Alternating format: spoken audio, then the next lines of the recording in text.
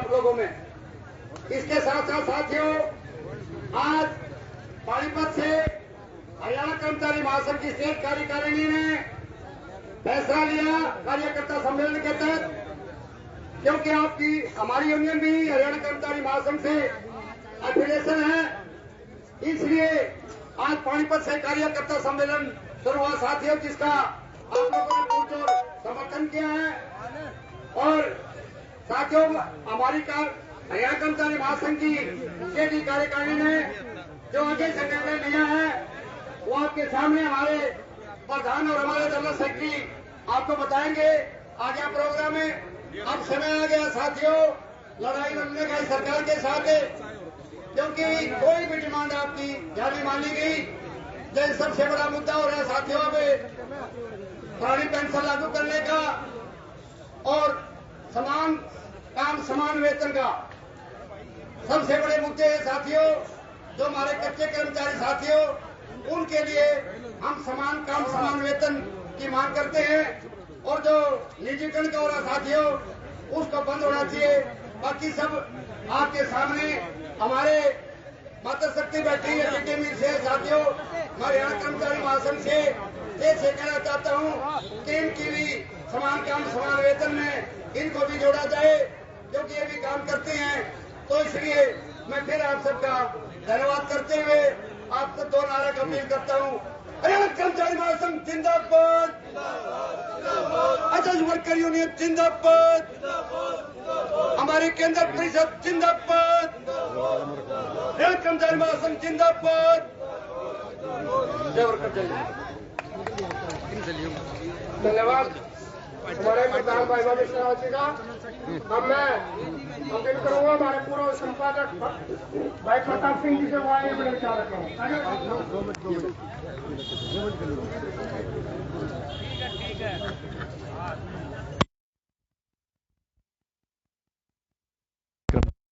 सम्मेलन मांगे हैं, तमाम विषयों पर बातचीत करेंगे। तमाम जो सीनियर है वो बैठे हैं। सर क्या नाम है सर? जी अभी करता हूँ जी, क्या नाम है सर आपका? सुनील खटाना। सुनील जी, ये बताइए किस लिए सम्मेलन मिला है? मैं प्रदेश अध्यक्ष हरियाणा राज्य बिजली बोर्ड वर्कर्स यूनियन। आज कार्यकर्ता सम्मेलन बुला रखा है। हमारी केंद्रीय कार्यकारिणी का चुनाव हुआ था 24 सितंबर को, और उसके बाद में हमने कर्मचारियों की डिमांड के लिए पूरे हरियाणा प्रदेश का भ्रमण शुरू किया, और एक एक जिले में जाकर कर्मचारियों की डिमांडों को, उनका चार्टर आज हमने यहाँ पानीपत सर्कल से भी लिया है।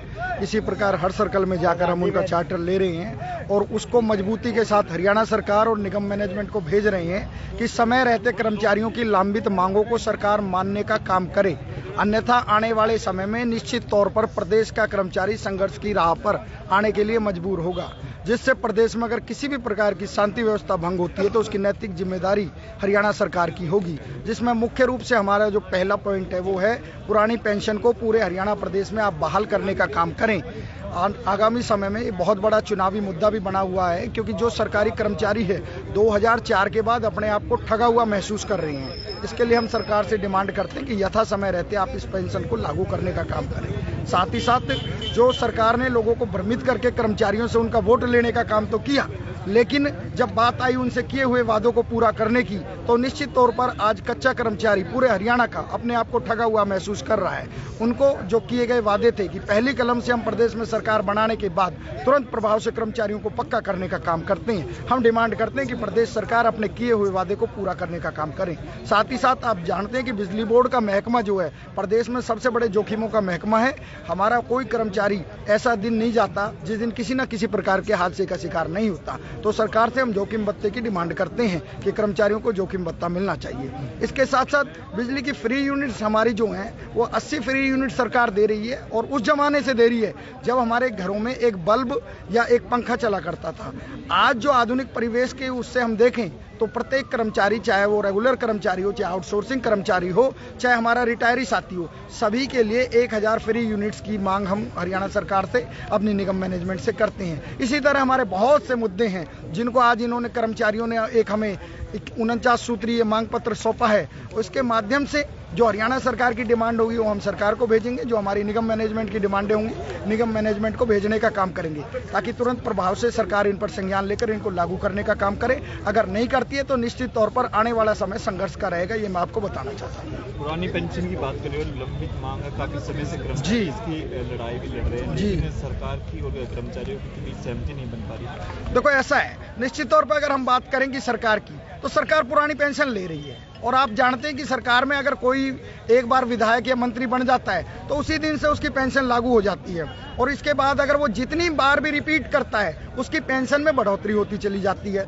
हम डिमांड करते हैं कि प्रदेश के कर्मचारी जो 2004 के बाद जो पेंशन बंद करी है, ये उनका अधिकार है, ये उनका मान और सम्मान है, इसको सरकार बहाल करने का काम करे, ताकि जो ये सामंजस्य बना रहे और आने वाले समय में ये सरकारी कर्मचारी सरकार का अभिन्न अंग होते हैं, इनको भी पुरानी पेंशन मिलनी चाहिए। बहुत सारी समस्याएं कर्मचारियों को आती है सर, लेकिन बात नहीं हो पाती, कर्मचारी मांगे उनके लिए। देखो निश्चित तौर पर हरियाणा कर्मचारी महासंघ, HSCB वर्कर्स यूनियन और हमारी तमाम विंग्स जितने भी हैं, समय समय पे कर्मचारियों की आवाज को मजबूती के साथ प्लेटफॉर्म पर उठाने का काम करते हैं, लेकिन पता नहीं ये सरकार किस हठधर्मिता पे तुली हुई है कि ये कर्मचारी वर्ग की तरफ ध्यान ना देकर पूरे देश में ही पूंजीपति वर्ग को बढ़ावा देने का काम कर रही है। ये सरकार अडानी अंबानी जैसे घराने हैं, जो टाटा जैसे घराने हैं, बड़े घरानों, उनको तो ये बिना श्योरिटी के उनके कर्जे माफ करने का भी काम करती है, लेकिन जब कोई बात आती है कि जो दिन रात अथक प्रयास से ये सार्वजनिक उपकरण हमारे बनाए गए हैं, जिनमें जनहित के महकमे होते हैं, बिजली, पानी, स्वास्थ्य, शिक्षा, इनको सरकार को नो प्रॉफिट नो लॉस पे भी चलाना पड़ता है, लेकिन बड़े शर्म की बात है कि सरकार इनको बेचने का काम कर रही है,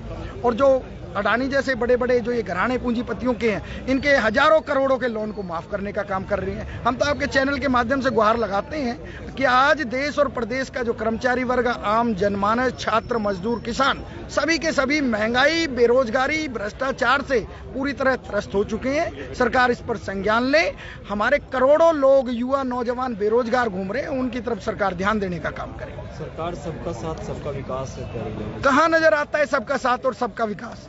अगर आप धरातल पर देखें तो पूंजीपतियों का साथ है और उन्हीं का विकास है।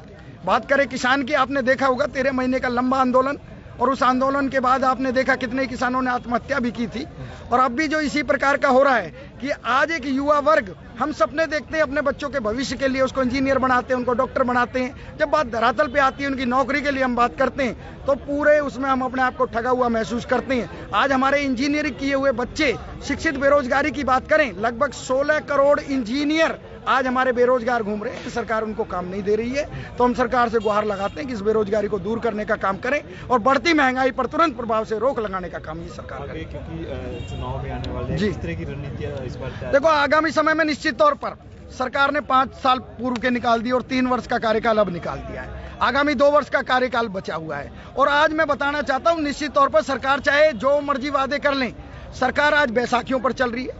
सरकार को हम स्पष्ट कर देना चाहते हैं कि पूर्व में 8 मंत्रियों को और एक प्रदेश अध्यक्ष को हार का सामना करना पड़ा था।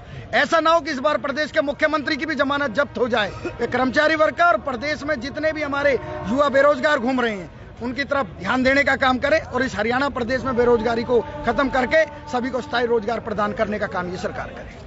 तो आपने सुना, तमाम जो कर्मचारी है वो आज एकजुट हुए हैं, सम्मेलन यहाँ पर बुलाया गया है। बहुत सारे चेतावनी सरकार को एक तरफ से आप देख सकते हैं कि कर्मचारी देते नजर आ रहे हैं प्रदर्शन के तौर पर, यानी कि आप देख सकते हैं कि लगातार नारेबाजी भी कर रहे हैं। तमाम लोगों से अपील है कि वीडियो को शेयर भी करो और इस वीडियो पर आपकी क्या राय है, इस वीडियो पर अपनी प्रतिक्रिया भी जरूर दें। पानीपत के गोहाना रोड पावर हाउस से तस्वीरें हम आपको लाइव दिखा रहे हैं, जहां तमाम जो कर्मचारी हैं एकजुट हुए हैं और आज जो सम्मेलन है उसमें आपने सुना क्या कुछ इनकी मांगे हैं और किन मांगों को लेकर ये प्रदर्शन जो है पिछले लंबे समय से भी कर रहे हैं। और इनकी जो मांगे हैं, इनकी मांग है कि सरकार जो